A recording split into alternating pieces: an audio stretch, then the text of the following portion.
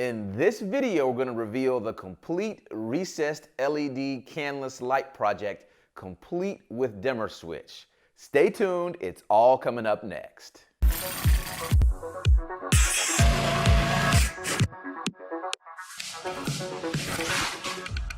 What's going on, folks? Kendall here with Renos for Pros and Joes, helping you simplify the renovation and remodeling process. On this channel, we do hands-on product tool and gear reviews, as well as renovation tip and strategy videos. So if you're interested in renovation, remodeling, repair, real estate, home improvement, or property maintenance, then subscribe because this channel and this content is for you. So if you've been tuned in to the channel recently, you know that we've been working diligently on an LED recessed light project. And so in this space, we started out with one chandelier that had 360-watt bulbs, and we have since upgraded to 13 LED canless recessed lights. And so that's what we have in the space now. Now, during this video, we are going to flash back and forth between its current situation and the way that it looked previously, so you can get a better understanding and feel for how far we've come. One of the main things I want you to pay attention to when you're looking at this space compared to the way that it was previously is how even the light is in this space compared to the way that it was before. Previously, we had the single chandelier in the center, and it had 3 bulbs in it, and the majority of the light was just kind of cast downward, and then it just gradually got more and more dark the further you got away from the fixture. And it created a lot of shadows around the entire room on all the walls, and it provided enough light to be able to use the room, but it was far different than the way that the space is now.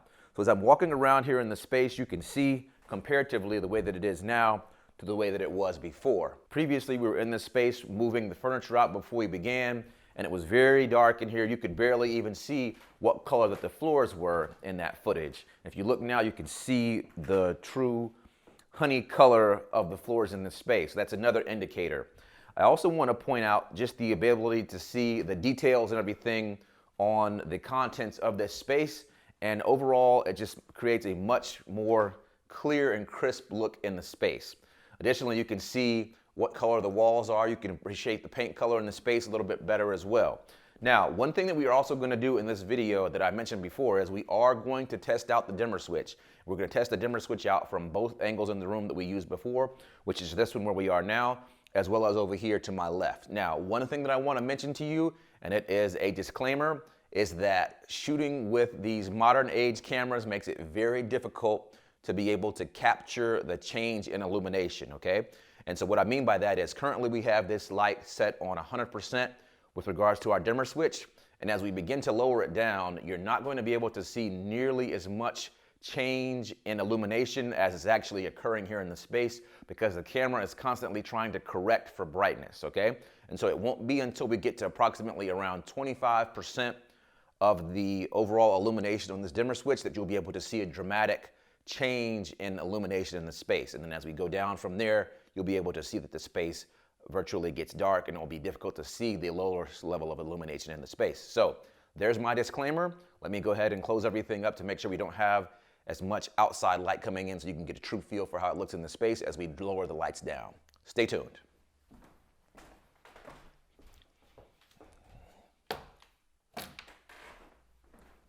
Okay, so I'm back in the space now, and as I'm moving over here, our dimmer switch is located over here against this wall, and as I mentioned before, as I lower this down, you're going to not notice a drastic difference until we get down to approximately 25%.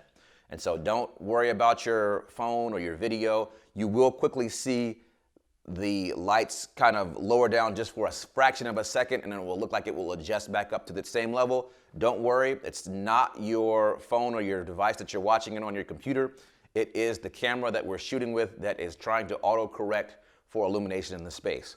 And so currently we're at 100%, and as I lower down here to 75%, there's a slight change in illumination in the space. And as we lower down a little bit further, we're now at 50%, which is even lower, and now we go down to 25%. Now you should be able to see a difference in the space now that we're at 25% because this is drastic enough for you to be able to see that it's lower. And this is going to be more in line with the way that the light felt in the space prior to installing these lights. However, there's still the main difference between the two spaces is that we have a much more even distribution of light in the space. So instead of just having one fixture here in the center, we have fixtures all around the room so that there is no shadows being created or cast because we have insufficient light in the space. So I'm gonna take this down even further to as low as we can take it without losing too much evenness in our lighting. And so I'm gonna bump it down even further here. Slowly, slowly, slowly. We've lost a little bit there in a couple. Let's see if we can do that. So that's pretty low. This is almost like a candlelight effect, if you will. So not sure if you guys can still see me in the space, but I'm in here and I'm walking around. This would be like a candlelight dinner. If you're gonna be entertaining in this space, you may wanna have it up a notch higher than this. You can walk around and see things in the space, but it is very, very dimly lit. Let's bump this thing back up to 100 where we started out. Now let's move to the other side of the room for a true comparison. All right, so now that we've changed angles, this may look more familiar if you saw the original video. I was standing here close to the table just like this, and we had a chandelier hanging down right here. It's actually this exact location where that chandelier was hanging from, and we were able to repurpose this hole and use it for a recessed light and essentially lay out our entire space around this existing fixture location. So that's something that you may be able to do on your own project if you've got a similar situation and your chandelier just so happens to be relatively centered in the space. Which brings me to my next topic. We have 13 fixtures in this space. And I know that a lot of times people are concerned with how many lights they need, and a lot of that really boils down to personal preference as well as budget. And so let's go ahead and see what we've got here space-wise, just for the official record of what our dimensions are in this space. So this room is 14 feet 6 inches wide, and we are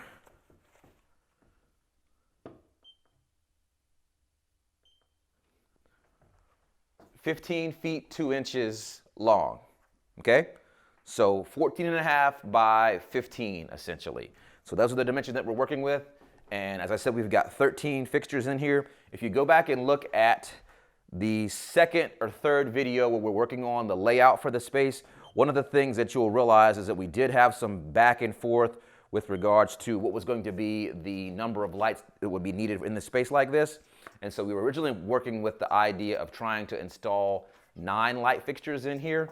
And ultimately what ended up happening was we put the 9 up here and the spacing kind of looked a little funny just based on the overall components of the space. And so what I mean by that is when we were going with 9, we ended up with just 3 rows of 3, which is a very predictable looking pattern. And it also automatically causes your eyes to be drawn to that and kind of left the space feeling a little bit underwhelming. So just by adding those 4 additional fixtures makes it feel very, very different in the space. And even when you turn down the settings on the dimmer switch, it almost feels like you've got stars in the ceiling. All right, so as we pan up in the space, you'll be able to see all 13 lights in all of their glory. And there they all are in the space. So when you're going to be doing a project like this, one of the things that you always want to be able to keep in mind is going to be the spacing of the lights, as well as making sure that when you're doing your light layout, that you check everything and double check everything from different angles and viewpoints in the space. Because when you're working in properties, there's almost no properties that have completely square rooms. And so as you're laying out your design and you're spacing off a particular wall, if that wall is crooked, then it may throw off your entire light layout. And so that's going to be something that you want to pay attention to and be aware of and learn of as soon as possible, so that you can try to avoid having to go back and redo the work, or in worst case scenario, having a light layout that is not exactly straight. Now you saw the video earlier where we had our laser line out, and so we ran our diagonals in both ways, and that helps to eliminate a lot of uncertainty. But even if you do a complete knockdown, bang up job, there still is a possibility that you may have 1 or 2 of your lights off. It's just something that can potentially happen. However, if you've gone and taken all of the steps necessary, then it's a lot less likely to happen. And if you do have some variation, it may not be very noticeable. Now, another thing that I did mention in a previous video in this series was if you're going to be laying out a recessed lighting project and you're going to be working in a space kind of like the one we're in now, and one of the things that's unique to this space is it has a very large opening here on this side of the room that opens into another room.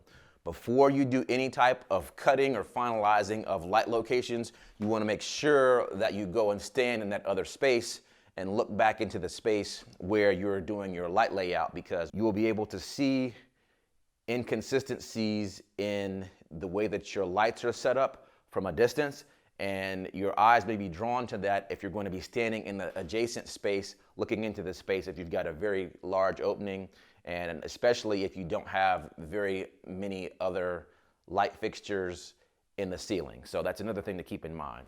So hopefully you guys found this video informative. Don't forget to like, comment, and subscribe, and I will see you all in the next one. Let me know in the comment section how you guys like this project. This is a big before and after. This is a huge change in this space.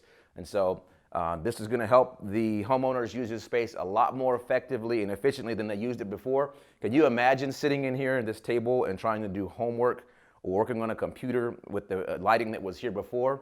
This is a huge upgrade. This is going to be very easy to sit here and do work and do studies or whatever you may want to use this room for besides just dining. And even just dining, you've also greatly upgraded the way that you can use this space, because you can drop your dimmer switch down and have candlelight dinner in here. And you can also turn the light up very bright and be able to entertain in here without having to worry about not being able to see everything in the space or having it just too dimly lit in here overall. So see you guys on the next one.